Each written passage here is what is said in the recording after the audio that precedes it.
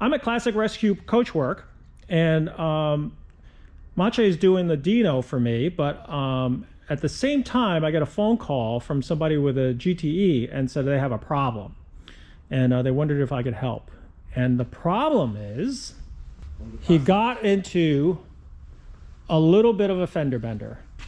So, you know, my heart sank when Glenn sent me the pictures of this car, and it was just, he was just absolutely heartbroken as well. And he said, look, I got into an accident at a car show, and what can I do, and what should I do, and you know, I'm going to call the insurance company.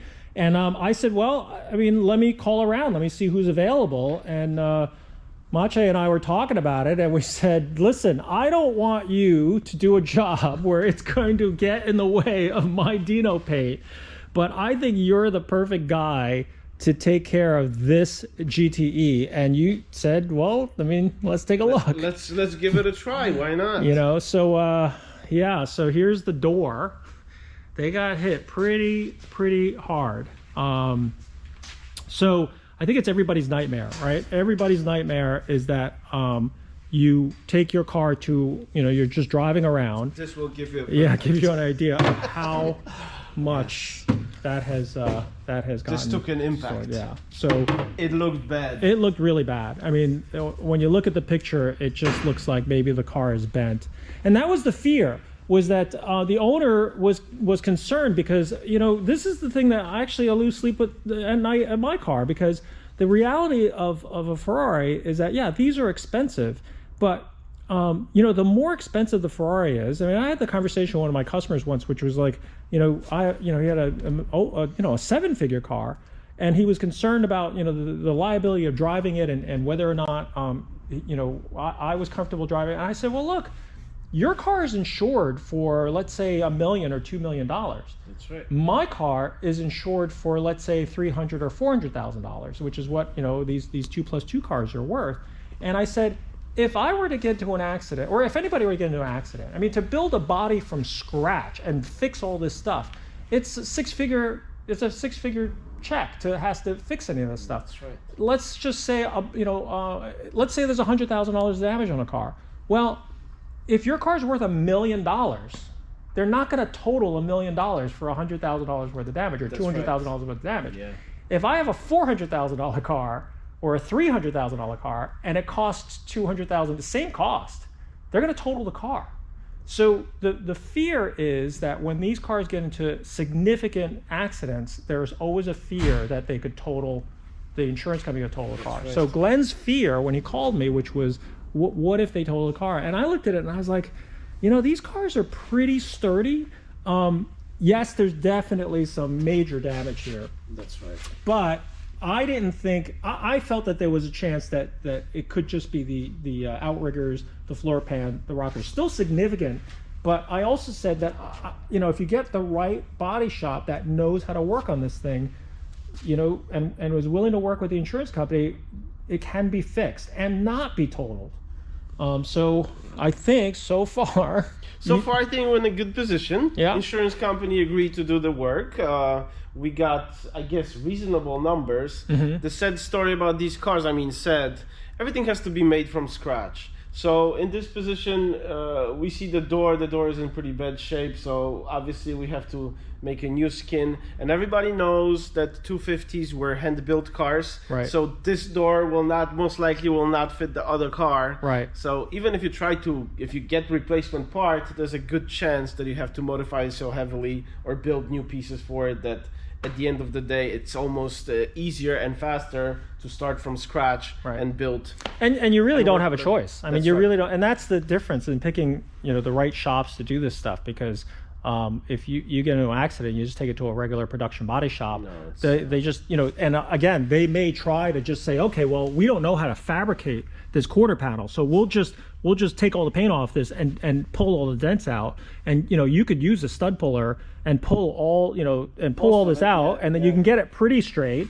And then even if this is cracked, because there's there are cracks in the steel from the impact, they could straighten all this out and then just call it a day, and then body filler it, and it looks okay. If you're not careful, or you're not paying attention to it, that's what they're going to do. And you know what? The insurance company's not going to, you know, complain if you come in with an estimate. Good, exactly. Yeah, once you got shiny paint on it. Yeah. But like, there's a balance between, you know, saying, look, I'd like to get this car fixed, and then you take it to the right body shop that says, no, this is not going to be, we're just going to pull these out and take this fender, this quarter, and this rocker has been compromised, so we want to fix it correctly without like padding the repair. But there's a repair that needs to be done correctly, as opposed to just making it look as shiny as this. Now this car is just a driver, it's not a show car, but the thing is, it needs to be repaired correctly, and at the same time, not to the point where, you know, it's not going to be brand new, it's not going to be better than new, but it's got to be at least as strong as it originally was, and all this stuff has to be fixed properly. Also, we work on vintage Ferraris, so we kind of know where to find a door. Like, I've already been in touch with the owner and says, look, I know where to get a window. That's right. I know where to get a regulator. I might have a spare regulator. I know the shops. You go to a shop that just does body work. We hoard parts a little bit. We have to. We got no choice. We do, because we know that they're not available. Yeah. But the thing is, you know, like, even when I look at this, like the door latch here is bad. Well, you're not going to fix this, but I probably have an extra one. That's right. But so it helps to go to a shop in anything. Like, if I had a Triumph and I got into an accident, I'd want to go to a guy who knows how to do Triumphs. And I have a guy who does Porsches. I want a guy who knows how to do Porsches. So for that, starters, we did that. And the good news is, as bad as this looks, I think we're going to be okay. The only funny thing about this is that we had this discussion with the owner, which was just like, oh, you know what, now that we're gonna have to do this, because there's no way you're gonna blend. I mean, this is probably half the car has to be painted. Most likely, yes. Yeah. You know, and I talked to the owner, and he was like, oh, should I paint it? You know, should we paint the whole car while it's there? And I was like, oh, don't do it. I mean, I get it. You got a nice check from the insurance company. Yeah. It's going to pay this. It's going to fix all this stuff. But plus this is a large car too, compared to a Dino. Yeah, it's much bigger car. Also, the Dino has no damage whatsoever. That's just painting. This car, this is like picking at a scab. Yeah. You know, it's like or cancer. It's like once you, because no offense to this car, but this car was a respray. It was another color. It was black. It had been painted, you know, maybe 30, 40 years ago. And it was done to, you know, just a regular body shop standard. So my fear is, if we were to take all the color off of this and then change it back to, you know, whatever color it was, whether you wanted to go back to the original black, which I think, you know, they dyed the seats so that now you're gonna have a black car. I mean, it's not gonna be, it's gonna look like a hearse. Yeah. You know, so like my feeling is, well, what are you gonna do about the interior? Yeah. And what are you gonna do about the glass? What are you gonna do about the chrome? I mean, the chrome might look good on a decent paint job, but this chrome, you know, you're gonna have to redo the chrome. The chrome. You know, and you know, all this stuff will then escalate out of control, and then the car's gonna go away for 2 years. Yep. And you're going to spend more money. You know, the day before this accident, he had no money in this car. That's right. He was ahead on this car. He was, you know, the money, what he had paid for years and years ago. He's looking pretty good. Yep. Luckily he's insured. They'll insure it. We have the right people working on it. It's going to be fixed like the day before he got into an accident. That's correct. If you repaint a car of this caliber and you want, then you're going to want a better paint job. You're going to want to redo the chrome. From the day before, where he was ahead of the game, he would probably be in the hole of another $100,000 at least, because there's also that slippery slope where all of a sudden you start wanting to restore the whole car. Because the problem with this paint job is that whoever did it before, you can tell that there is some body filler. Yeah. You can see this is the stuff that we worry about all the time. And in the front, we see a little cancer growing right there too, you know, so we know that this car is not perfect. And this is the side that we can actually see. I mean, this collects water, it sits in here, it weakens this. Yeah. This is pretty thin. You know, so and we also know that every one of these cars, the inner rockers are rusty. Yes. They didn't paint them with they didn't seal the metal. It's just bare metal on the inside. There's 3 layers of rocker. When we pull this outer rocker out, inside you're going to have this perforated paddle, and it may or may not be pretty rusty and have to be reattached. Obviously, the they're outriggers, and the floor will have to be reconstructed and all that other stuff. You could see that the seat is a little bit crooked, but it still moves, which is not a bad right, thing, you right. know. So everything's shuttled around. So we're gonna have to cut that open.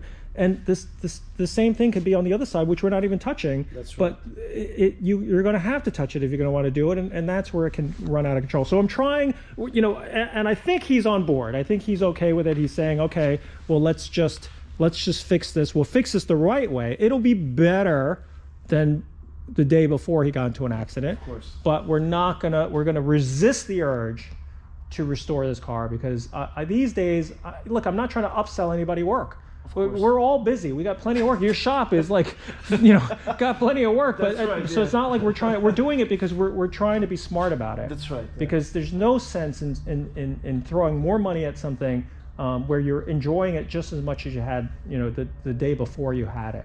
So and he likes the red color, so I think that's what we're gonna do. So it's a good driver, so he can still drive it, because you make a perfect paint job. Then yeah, what? Yeah, exactly. You're worrying about rock chips, right, and everything else. Right. So your plan is probably to just try to get this half of the car painted. I mean, the half of the car, we'll see how far we have to go. Sometimes it gets tricky to lose the blend in a nice spot, so we don't see any difference in the color and and finish. So, yeah. We'll try to keep it on the passenger side. All right. Well, you know, we'll keep an eye on this one as we go, as both of these cars kind of go through the process. Yeah, and this is also interesting, as a GT with a hood scoop, which is not original. I think somebody added that, but it's not a bad one that they did. But yeah, well, thanks for taking care of them. We'll try to do the best as usual. Yeah, and we'll follow through with this one in the next several months. Macha and I talked a little bit more about his level of bodywork and what we should expect from the GTE. Basically, I had to cut a section out, re-weld it. I use a TIG weld because it's just easier, faster, and technology helps a little bit. Right. And then I actually still used lead, which is solder these days. Right. And you use the solder. It's a little bit harder to work with, but when you get used to it, you know, right, it fills out smoothly. And then, you know, yeah, there's going to be skim coat after the epoxy primer. It's going to go on it. There's going to be a skim coat of filler just to make everything perfectly smooth. But I pretty much warranty something like this for the next, I don't know, 30 years, 25 years. Right. So, because it's just done the right way. Yeah. But again, you know, that's the time is and money. That's really what it comes down to. But luckily, the Dino didn't need this level of body work, but he did send me this video a couple weeks later. There it is, our 1972 Dino. First coat of epoxy primer, drying up.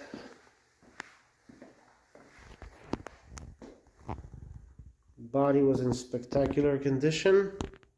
A few little dings on it, that's about it. It's a very nice candidate for a fresh paint work.